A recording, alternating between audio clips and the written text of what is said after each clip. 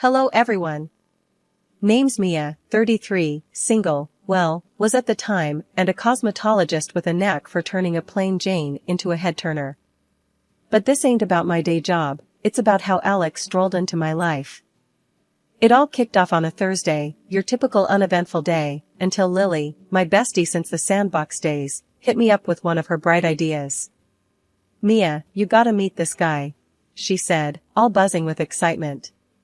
He's perfect for you. Now, Lily's idea of perfect and mine hadn't always lined up. Remember the vegan dude who owned a butcher shop? But she was adamant. Lil, I'm not in the mood for another fix-up flop. I shot back, but she wasn't having any of it. Trust me, Mia. Alex is different. Y'all will hit it off like a house on fire, she persisted, her voice a mix of hope and that annoying I know better tone.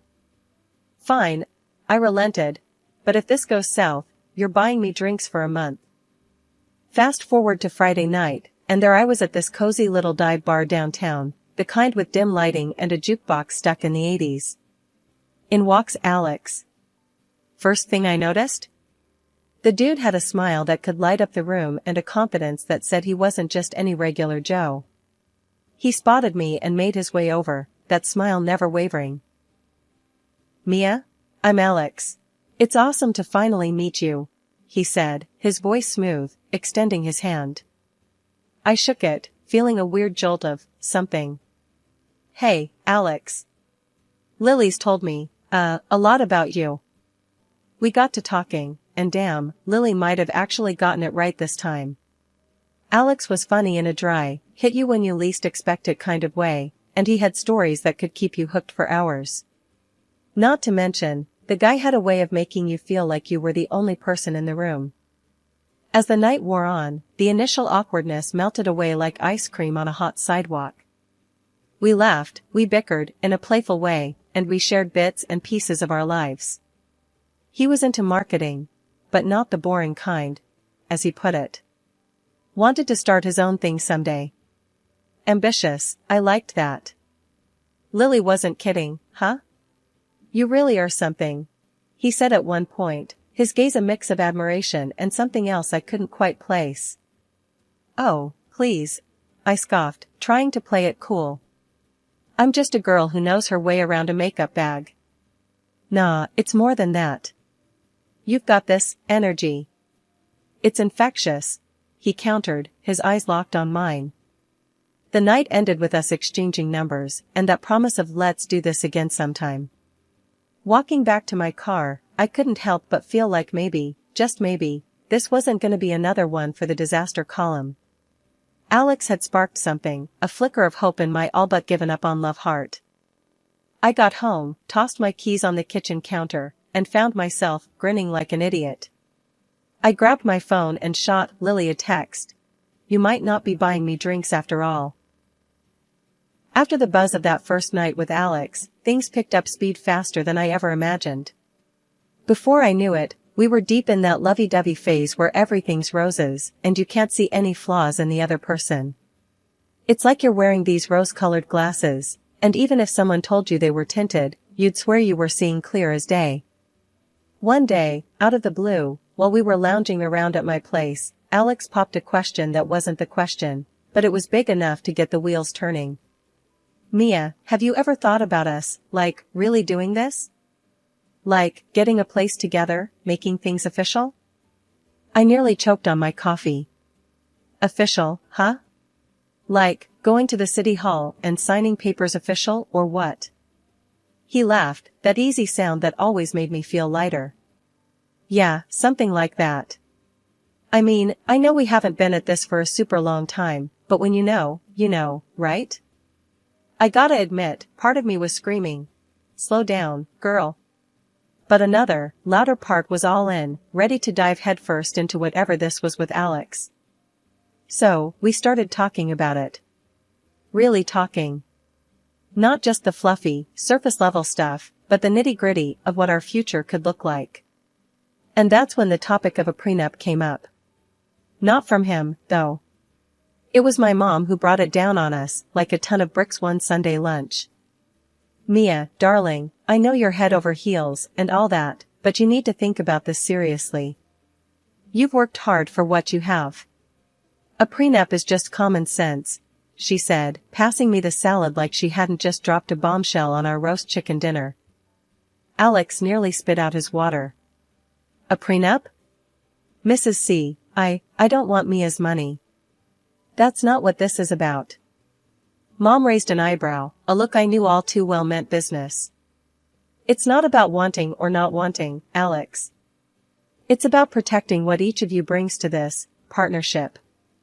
It's practical, is all. The ride back to our place was a mix of silence and awkward coughs. Finally, I broke it. Look, Alex, she's not wrong. It's not about trust, really. It's more like insurance, you know, for both of us. He took a while, but then, yeah, I get it. It makes sense. Let's do it, if it'll make everyone chill. So, we got that prenup sorted. It was about as romantic as doing your taxes, but it felt like the responsible thing to do. With that out of the way, we started hunting for our dream home. And by dream, I mean something we could afford without selling a kidney. It took months, but we finally found it. A fixer-upper that had potential written all over it.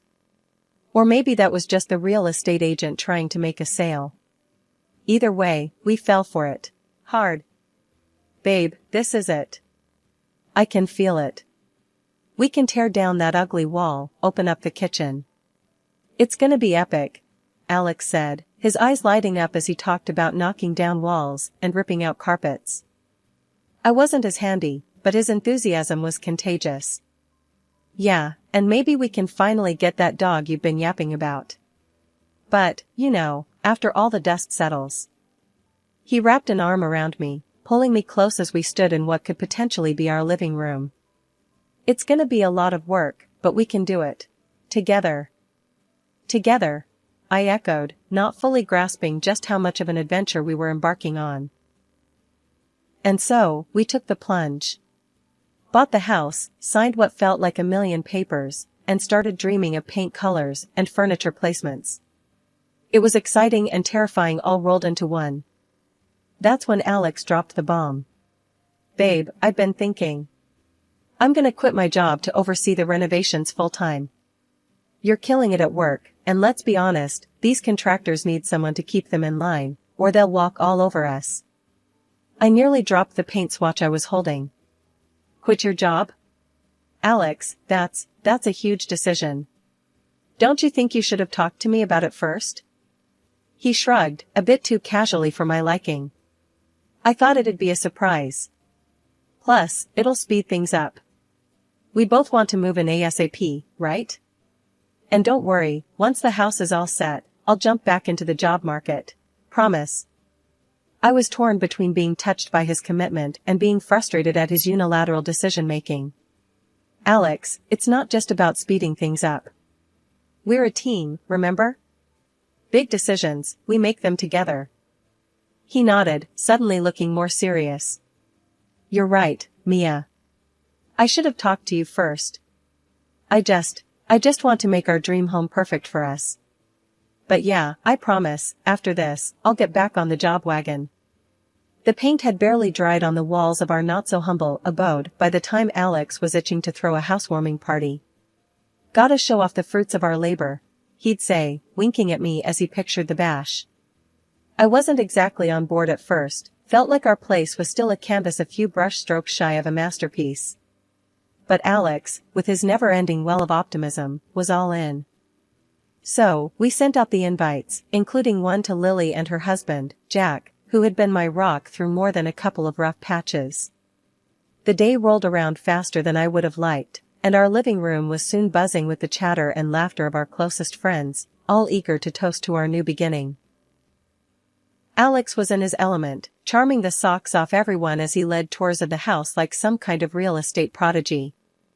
And here, we knocked down a wall to create an open-concept living area.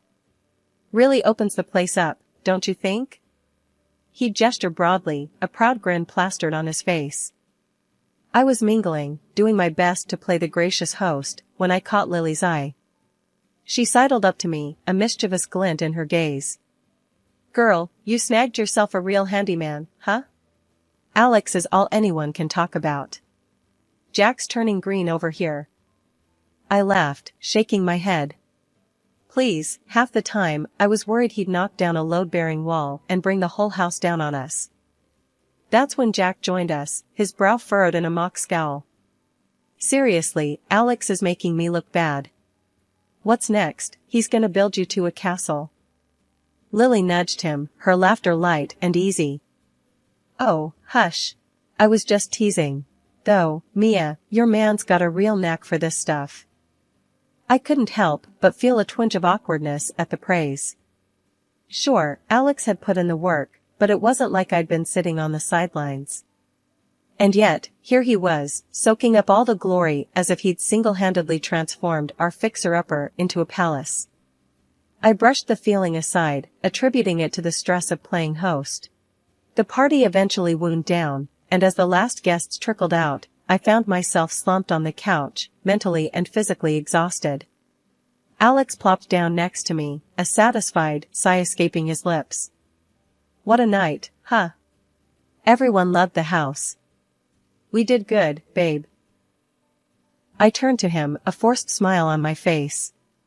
Yeah, we did. Though, from the sound of it, you were the mastermind behind it all. He blinked, taken aback. Hey, I was just proud of what we've accomplished.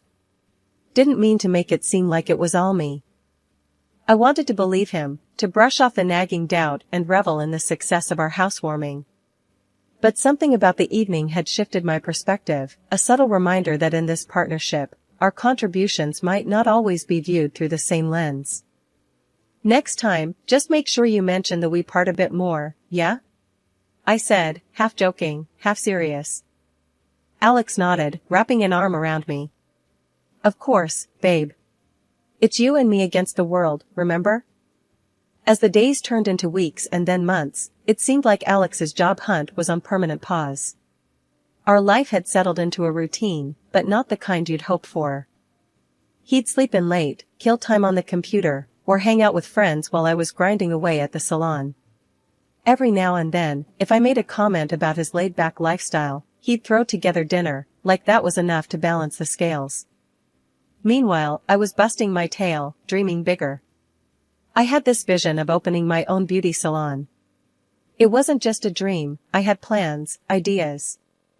I wanted it bad. So, I brought it up to Alex one evening, thinking maybe he'd see the spark in my eye and get on board. His reaction was like a bucket of cold water.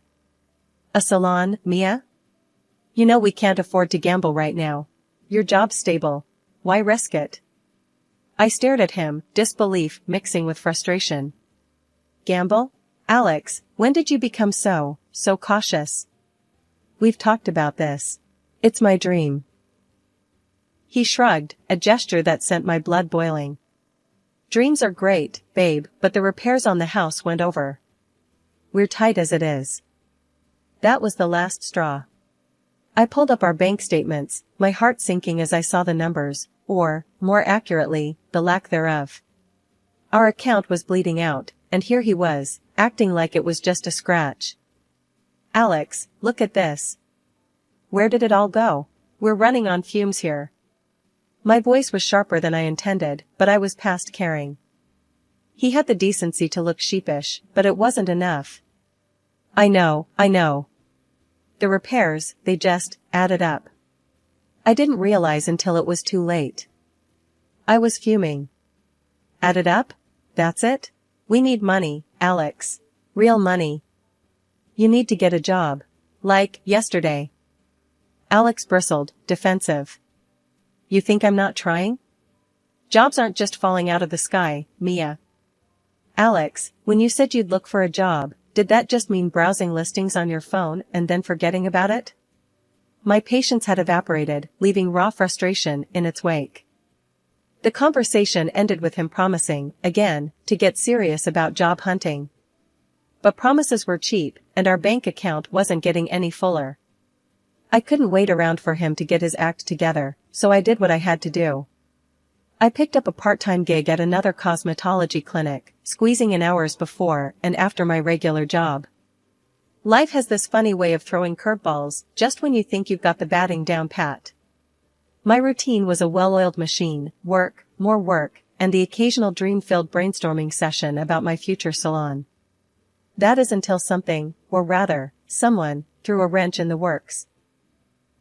It was a regular Tuesday, or as regular as any could be in my whirlwind of a life, when I bumped into Lily downtown. She was all dolled up, sporting a brand new, eye-wateringly expensive handbag that screamed luxury from a mile away. "Lily, that's a pretty fancy bag you got there," I commented, half in awe, half curious. "New?" Lily glanced down at her bag like she'd forgotten it was there. "Oh, this old thing?" "Yeah, it was a gift from Jack," she said, her voice a tad too casual. Now, I knew Jack. He was more the beer-at-a-burger type, not the splurge on designer handbags type. Something didn't add up. "Really? Jack bought you that? Looks pricier than his usual taste." She shifted uncomfortably, avoiding my gaze. "Well, you know, he wanted to surprise me. Said I deserved it." I nodded, but my mind was racing. Jack and Lily had been on rocky ground lately. A fancy bag out of the blue didn't fit the picture. I filed the inconsistency away for later and carried on with my day, but Lily's new accessory nagged at me like a splinter. Days passed, and the splinter only burrowed deeper. Alex's routine hadn't changed, still jobless, still seemingly content. But now, I was watching more closely, noticing things I hadn't before. Like how he'd become jumpy when I asked about his day, or the way he'd quickly close his laptop whenever I walked by. Then came the bombshell that blew my suspicions wide open. Checking our joint account online, I noticed several charges that made my heart sink: jewelry stores, high-end boutiques, places I knew for a fact I hadn't shopped at. And there, nestled among the damning evidence, was a charge from the very brand of Lily's new handbag. My head was spinning. It couldn't be. Could it? Alex, my Alex, and Lily? No, it was too crazy. But the numbers didn't lie. That evening, I confronted Alex, my voice shaking but determined. "Alex, I need to ask you something, and I want the truth. Have you been buying things? Expensive things?" He looked at me, confusion written all over his face. "Things? What kind of things?" "Jewelry, clothes, handbags, for someone else?" I pressed, holding his gaze. His reaction was immediate and telling. He stuttered, his face going pale. "Mia, I don't know what you're talking about. Why would you even think that?" I could show him the lines from our joint account online, but I didn't do it. First, I had to get to the bottom of what was happening. I needed answers, solid proof of what was happening right under my nose. That's when I cooked up a plan straight out of a detective novel. "I'm heading to a cosmetology conference next week," I lied to Alex, watching his reaction closely. "It's a big opportunity for networking, you know?" Alex, ever the supportive husband on the surface, nodded. "That's great, babe. You'll knock 'em dead." His words stung, laced with irony, given the circumstances. I packed my bags, making a show of preparing for my trip, all while my actual plan simmered in the back of my mind. The day came, and I left, but instead of heading to the airport, I drove to a nearby hotel and checked in under a pseudonym. It felt like something out of a spy movie, except the ache in my heart was all too real. I spent a day in limbo, waiting, thinking, before I decided it was time to put my plan into action. Late in the evening, I drove back to our neighborhood, parking a block away to avoid detection. The walk to our house was surreal, each step heavy with the weight of my impending discovery. Lily's car parked outside was the first confirmation of my suspicions.